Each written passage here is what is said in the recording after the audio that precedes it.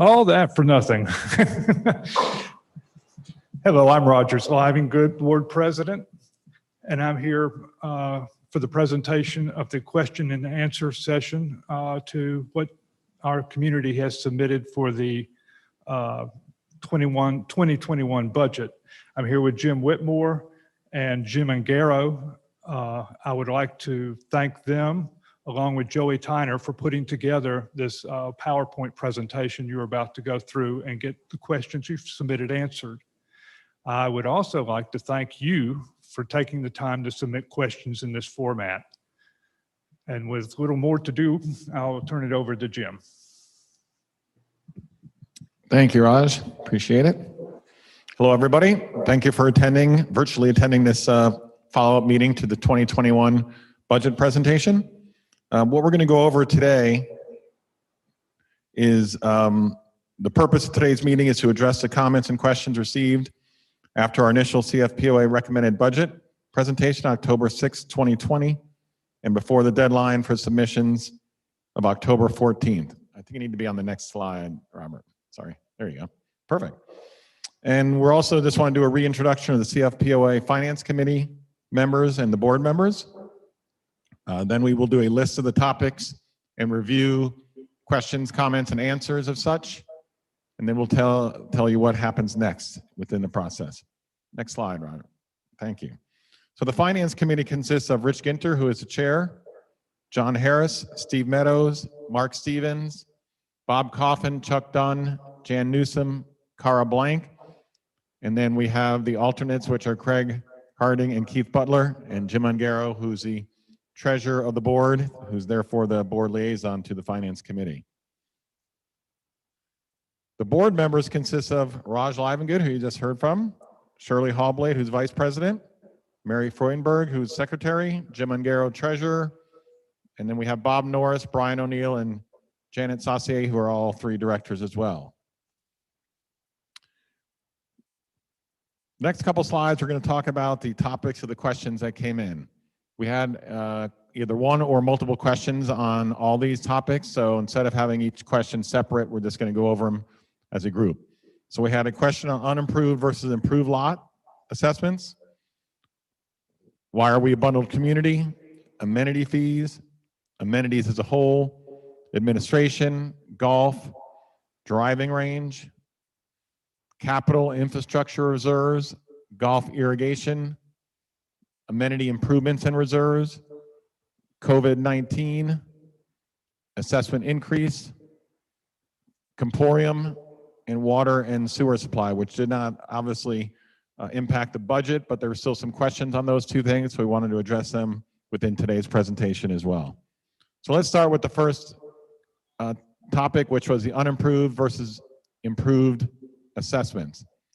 First question that came in on that is, why do lot owners pay less than the homeowners? According to Article 7 of the Declaration of Condotry Falls, lot owners are required to pay anywhere from, unimproved lot owners are required to pay anywhere from 44% to 60% of what improved owners pay. Lot owners pay the maximum currently at 60%. So without actually changing the declaration, which is very difficult to do, we are at the maximum of what unimproved lots pay for the assessment. Aren't some lots owned by more than one family so they can enjoy our amenities? Yes, there are a handful of joint family-owned lots. We did do a study on all of our lots, and there is, like I say, a handful, 5 or 6, that have more than one owner listed or more than one couple. So yes, they do use the amenities. Some think they use them more than others, but the reality is it's a very few amount of lots that are multiple owned. Bundled community. Why must owners be financially responsible for amenities they will never use?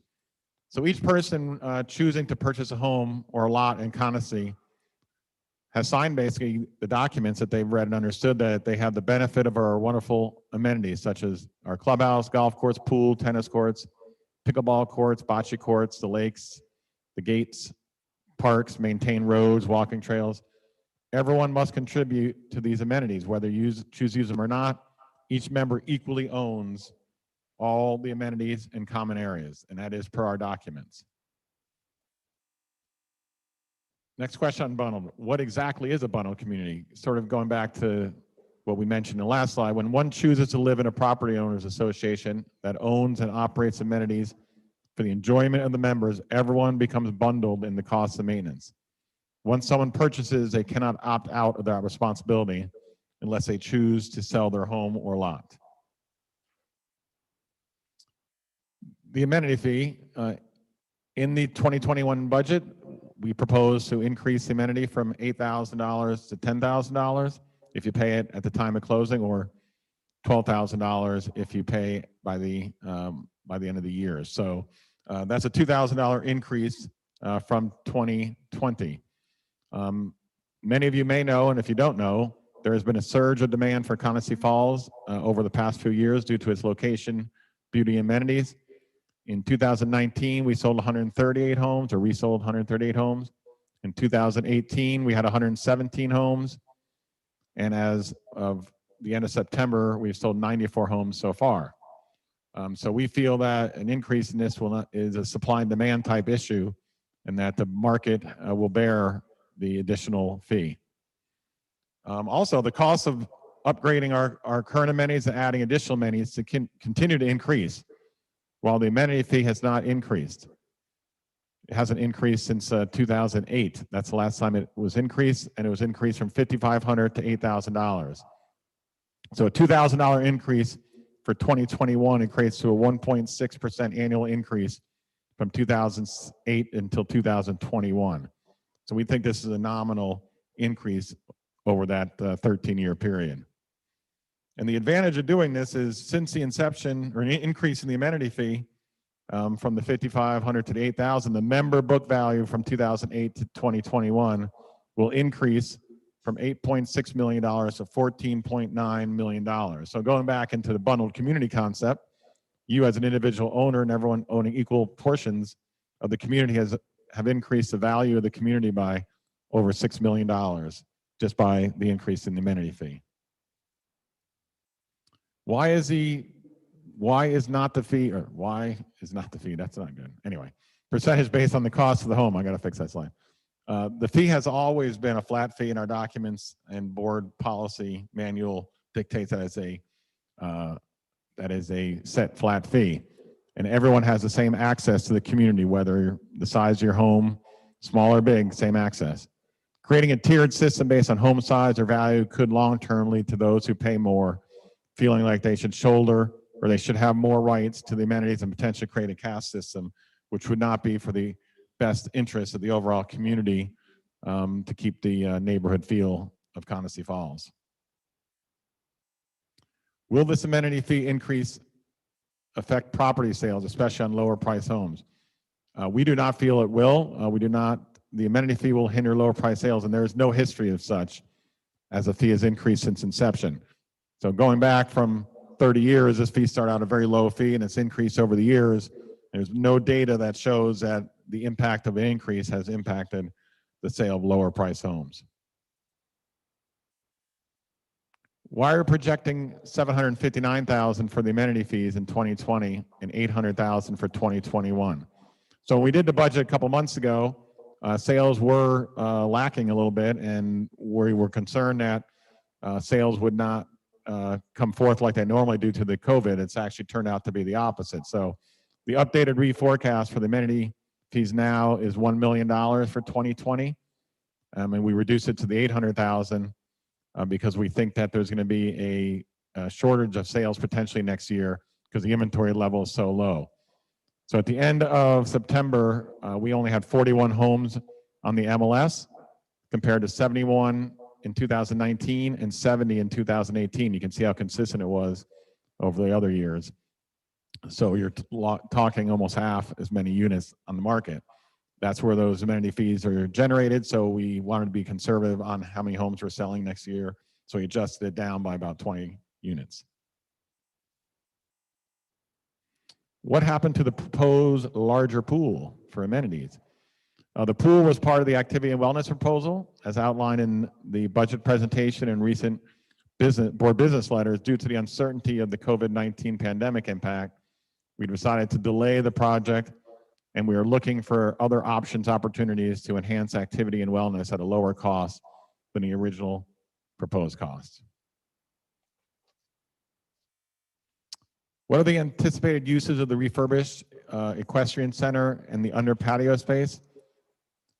Due to the structural design of the equestrian center, it could be best used for multiple rooms to handle group meetings, arts and crafts, and potentially a classroom-sized room for music, chorus, and smaller-sized wellness classes. Without actually tearing the building down, pretty much, we wouldn't want it. We didn't incur such additional costs. We want to change it structurally, and we don't think that's feasible. So, the under patio space could be used to create a larger wellness center, to create separate stretching space and a good-sized classroom for yoga, Pilates, and body weight training. Also, we could expand the grill as well, and all this would be HVAC system, so we'd have air conditioning and heat in the in that room as well. $150,000 to enclose a lower deck seems unnecessary. Are we not all looking to be outside more often? Well, currently that outdoor space is preferred, obviously, for the COVID-19 pandemic, but hopefully we can get back to some normalcy sometime in 2021. Enclosing the space would happen sometime after indoor activities become normal again. Is it possible to convert the former equestrian center into a wellness and activity center? As we stated in the slide before, the overall size of the building is insufficient. A portion of the space could be used for some activities and wellness classroom, but the structural design limits the options. Administration. Why are dues and subscriptions under administration going up?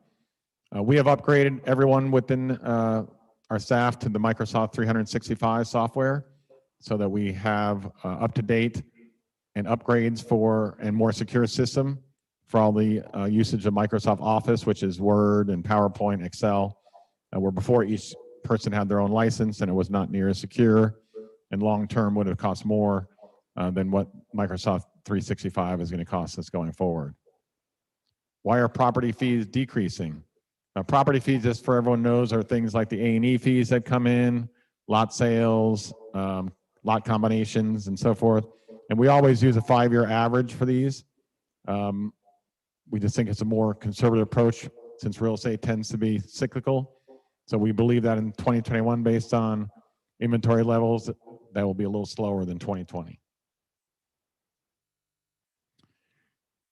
In golf, the golf questions we had were, the first one was, how many golf members have we had over the last 5 years? And you'll see there, going back to 2016, there's 157, went up to 167 in 17 and 18, 159 in 19, and 2020 is 164, and we're budgeting for 166 in 2021. Then how much golf capital equipment replacement, amenity project spending in the last 5 years? You'll see you have 183,000, 133, 138, 179, and then 512, which is skewed because that's where we also spent the 310,000 for the drive range project. The other years, previous years, 16, 17, 18, 19, were not project related. Those are all just equipment replacement of the golf maintenance equipment over those years.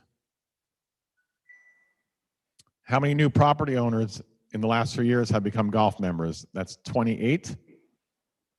I love this question. How many members of the board are also golf members? 2, so there goes that conspiracy theory. Why are golf utilities decreasing? The cost of the telephone for the golf shop is less for whatever reason on the Comporium bill went down, but the overall telephone bill throughout the property is the same.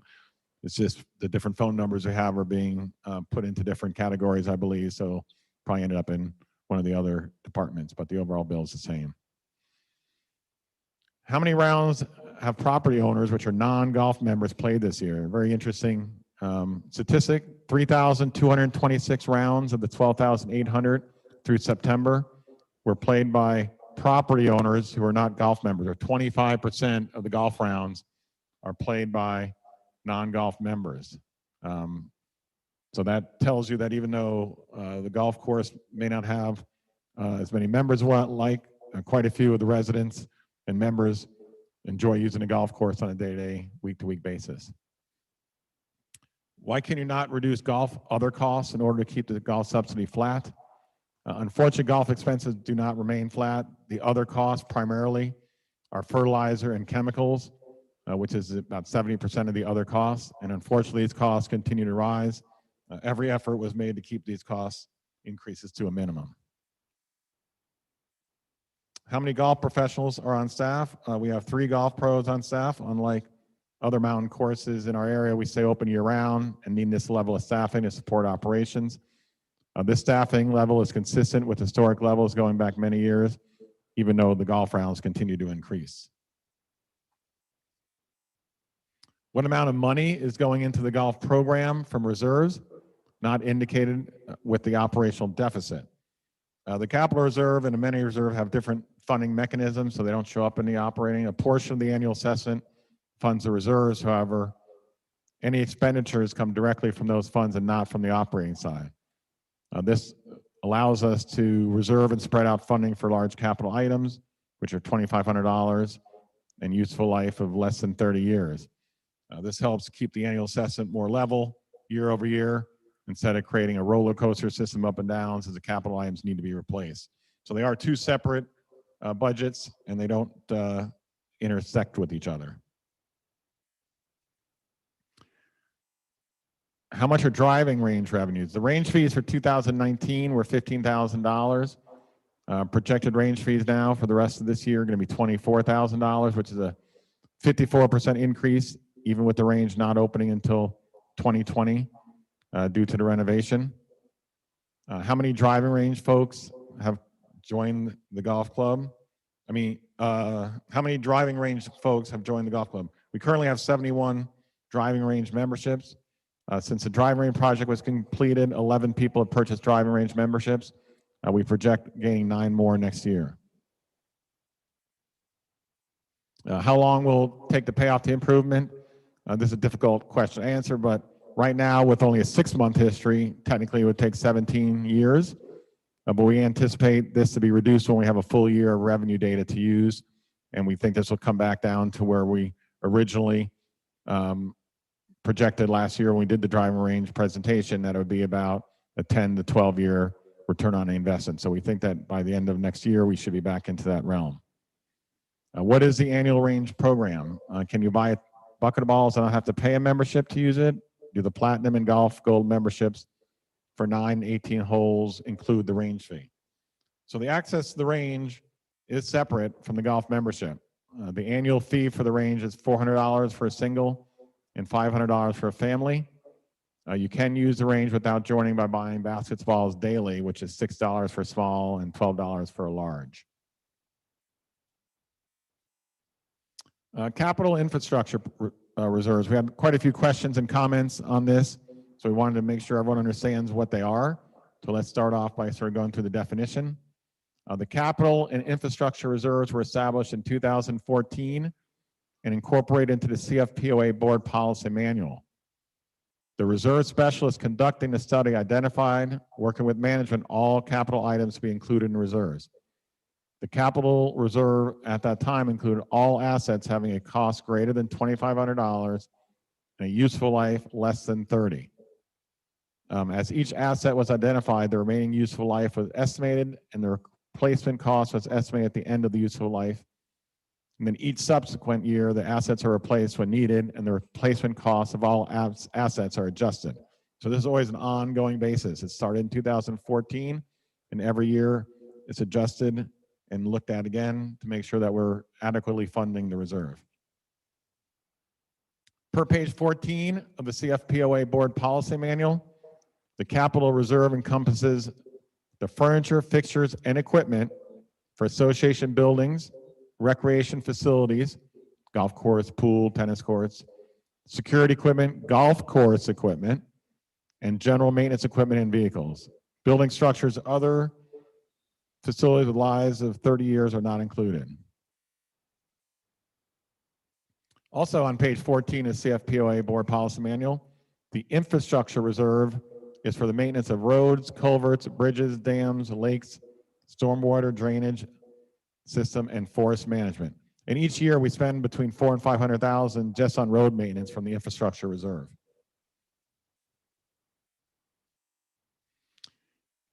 Each year, the budget contains a funding amount for the capital and infrastructure reserve that maintains a necessary balance for current and future years' replacement items. The golf course irrigation system was in the original capital reserve items listing in each year thereafter. As a component of the capital reserve, it does not require approval for replacement. Both reserves are a planning tool, and funding and expenditures have been scheduled, adjusted when necessary, and followed since adoption by the community in 2014. For the golf course irrigation capital reserve replacement, how much have we accrued to date for irrigation replacement? $978,000 based on replacement line item specifically for this replacement. Did we go out for bid? Yes, we had 4 companies bid on this project, and we chose the best contractor who also gave the best price. Do we have any other options? Really, the only other option would be not to do the project until a later date, at which time most likely would cost more. There have been no improvements to the underground system since 1994. The irrigation pump was replaced 6 years ago. So with this final phase of the irrigation system replacement, no major capital expenditures are projected in the near future. And as a FYI, the irrigation pump a few years ago, 6 years ago, was replaced, was also in the capital reserve as well. That's probably why it didn't come up as a item within a budget there either, because that was over $300,000 as well. So I'm going to go into a little detail, but the third slide coming up will answer it more simply. But to answer the question, we walk the course every day, and it seems like the current system is working fine. With an average of over 70 inches of rain a year, why do we even need an irrigation system? Well, plants and shrubs, everything are unique in how they operate and how they thrive and live. Following extremely heavy rainfall, all pore spaces are filled with water, and the soil is said to be at a saturation point. If this saturation were to remain for long periods, which it does here, and plant growth would be restricted as plants require air in the root zone. When rainfall ceases, which happens here as well, water moves out of the large pores rapidly, and eventually all macropores are empty of water. The water in the root zone is then confined to smaller pore and spaces, and the soil can hold this water against gravity. When this point is reached, the soil is said to be at field capacity. So we have this a lot here because we do get so much rain, but just because you get so much rain does not mean that once the rain stops and it starts trying to conserve that, what happens is even with 70 inches of rain, you need to be able to access water and deal with field capacity. It matters little how much artificial drainage is in place. The water held at this level can only be removed by plants or evaporation. In the absence of further precipitation, which happens quite a bit here, where we'll get 10 inches of rain, like we did a couple weeks ago, and then we'll have no rain like we're doing now for 2 or 3 weeks. Soil temperatures at first will fall, and plants begin to struggle for water, and they reach the wilting point. When plants wilt during the day in an effort to conserve water, grasses turn brown, which is what's happening here. We're actually running the irrigation this afternoon. Turn brown again, this is a survival tactic. The green color is caused by chlorophyll, and without this pigment, photosynthesis ceases, and the results in saving water. So at the wilting point, there is water for survival, but eventually permanent wilting point is reached, and when this happens, plants die. And when the plant dies, the soil will still contain some water, but it will not be unavailable for plants. So that's why the grass ends up dying, and then you have a cost associated with replacing the grass. So in summer, we cannot control the amount of rain and when it comes. We also cannot control how much sun and what temperatures we may be subject to throughout the year. Having a reliable and efficient irrigation system will maximize our chances to be able to best maintain the different types and amounts of moisture. It will also ensure that we're able to use water wisely, and we better control how chemicals and fertilizer get watered in to minimize runoff into our lake system and get the maximum benefit of those products. Will the golf irrigation project be canceled if the 2021 recommended budget is defeated? Hopefully members support the need for this project. Even if the 2021 budget was rejected, the project would still go forward, as a budget vote does not include the members voting on line item by line item of the capital reserve fund. It's never been that way. and we'll continue with that. And because this was adopted and included in the board policy manual effective January 1, 2014. Since the 2019 approved budget included the continued capital reserve funding outlined in the board policy manual for the irrigation project that has been accumulated for since 2014, we would revert back to the 2019 assessment, which would still be sufficient to have proper funding for the capital reserve replacement of the irrigation system. Since the irrigation project cost will exceed $350,000, does Article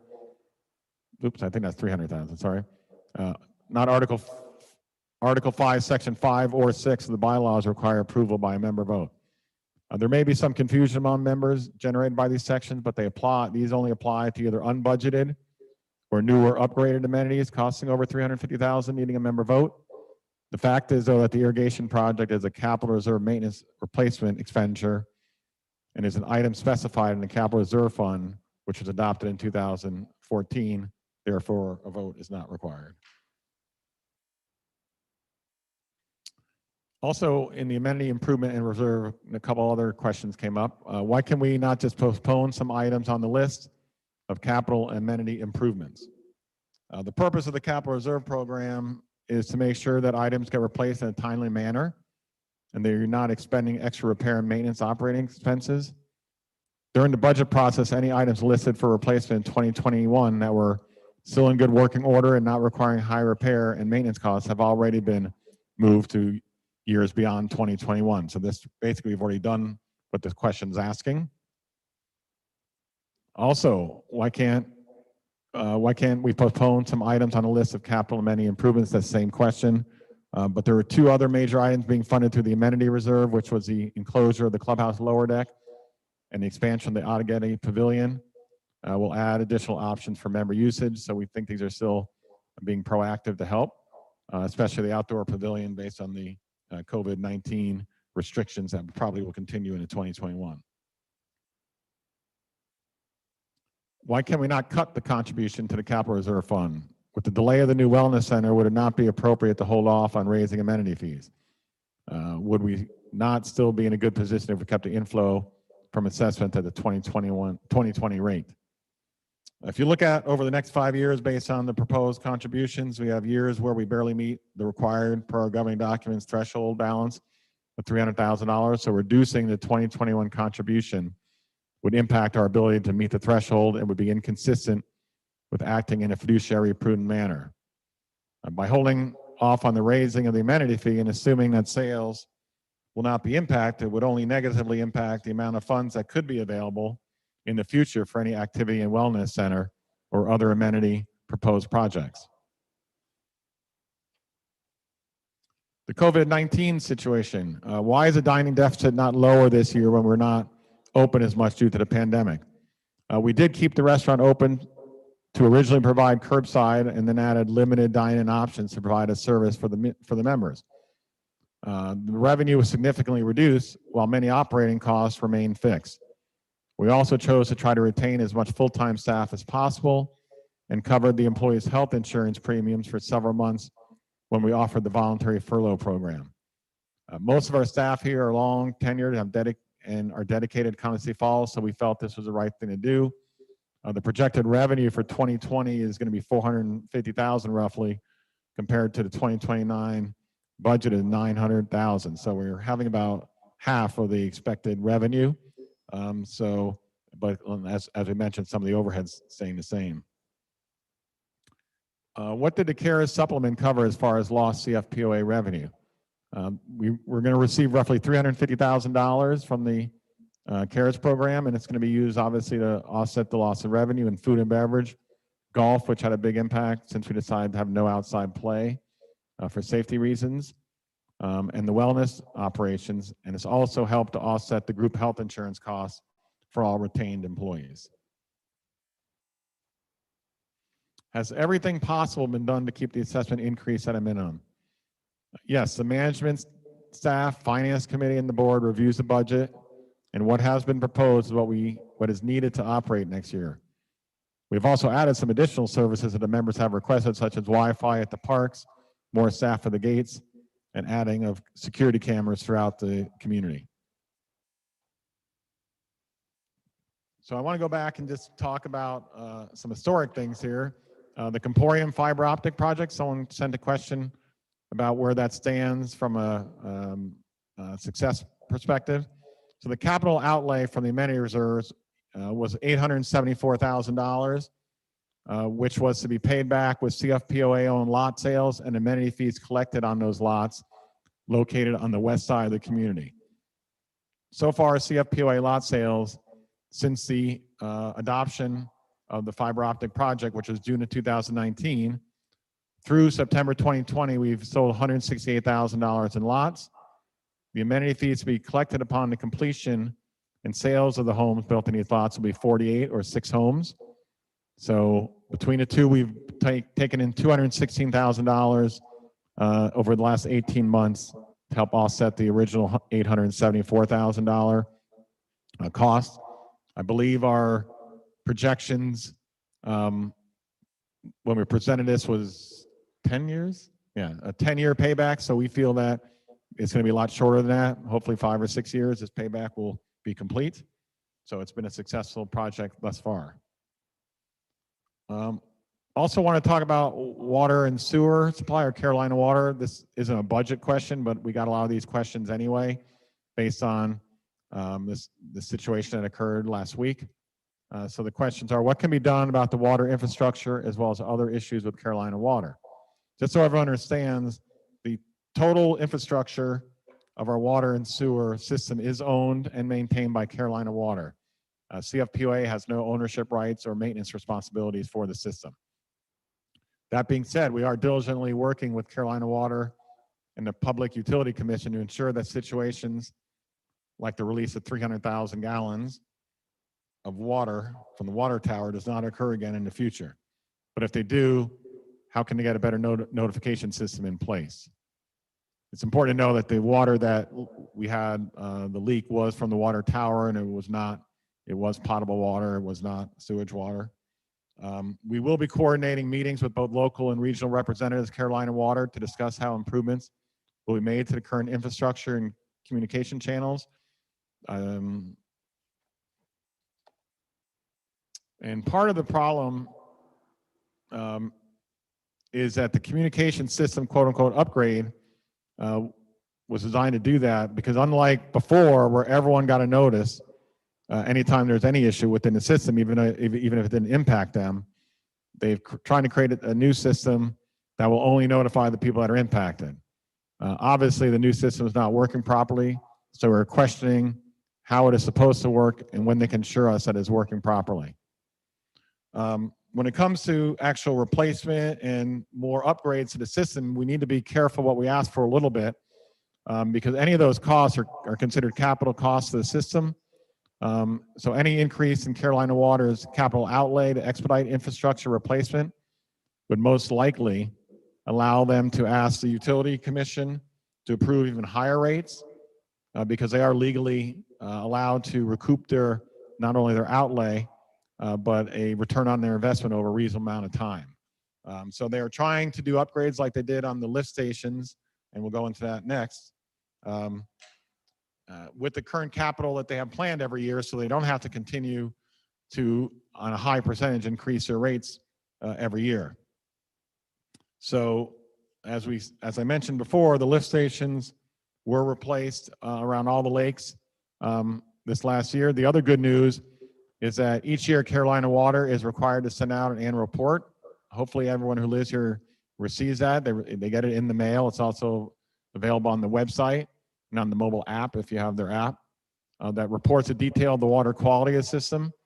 And the good news is we do have a very high quality of safe drinking water. And as mentioned before, we have a pretty reliable system now for sewage water as well, to trap that, bring it through the lift stations, and then bring it over across 276 up to their new facility treatment plant up the hill just past the main gate. So in conclusion, the CFPOA is in a good financial condition. We have very little debt. Basically, the only debt we have are some of the lease equipment we have, if you want to classify that as debt. We have a disciplined expense management, strong reserves, and improving financial controls and information technology. This budget, as presented and proposed, is in furtherance of the strategic and comprehensive master plans for our community and provides for the improvement that have been identified as essential to the present and future well-being of Connolly Falls. There is, of course, no such thing as a perfect budget, but this budget represents our best efforts, and we hope that you will support it enthusiastically. On behalf of the management, the finance committee, and the board of directors, I would like to express our deep appreciation for the questions, comments received. We also appreciate the many supportive and encouraging emails that we did not include within this presentation, as they did not have a direct question to answer. We thank you for your attendance and interest in the 2021 budget process, and we thank you for the interest in the CFPOA operations. So what are the next steps? October 20th, tomorrow at 3 p.m., same bat time, bat channel, we'll have another YouTube Live special board meeting tomorrow where the board will vote on the 2021 recommended budget. Assuming that they approve the budget, starting Monday, October 26th, the budget will be sent to membership. We'll include a summary of the budget and an FAQ document to be included in the voting package. And the deadline for returns will be December 3rd, basically, and December 4th. The election committee will count the budgets and results will be sent out as soon as possible by e-blast to the membership. So we appreciate you taking the time to hopefully watch both presentations, whether it was the one last week presenting the budget or the one this week with the Q&A. Thank you for your time, and we appreciate your support. Thank you.